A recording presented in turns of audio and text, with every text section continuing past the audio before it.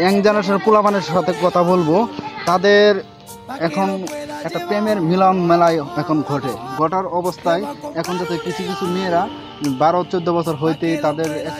ছেলেদের প্রেমের সাথে মিলামিশা হয়ে যায়, যার কারণে একটু মায়া মহব্বত একটু স্নেহ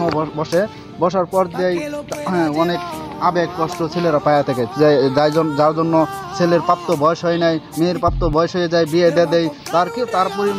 পরিপ্রেক্ষিতে আপনার ছেলে অনেক মনে কষ্ট বেদনা লাগে। এই জন্য আমি বলবো যে কোনো ছেলে যেরকম কিছুদিন আগেই আমার এক বাচ্চা ছিল এনামুল, হ্যাঁ